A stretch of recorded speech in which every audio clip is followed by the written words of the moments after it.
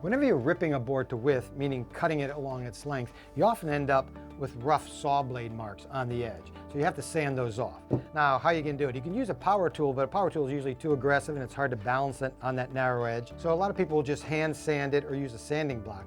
But you have the same problem. If you try sanding it with a block, there's nothing to keep it square on the edge, and it's really easy to either bevel it slightly or to round over a corner. So here's the trick. Use two pieces of wood. Use the 3/4 inch plywood as the sanding block, only put the sandpaper on the edge, like that. Fold it over the edge so you have a 3/4 inch wide sanding surface, same width as the thickness of this board.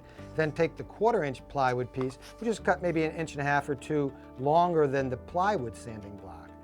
And now, when you hold those together on the edge, you can see the thin piece of plywood rides against the face of the board, holding these two surfaces at a perfect 90-degree angle for a nice square sanding surface.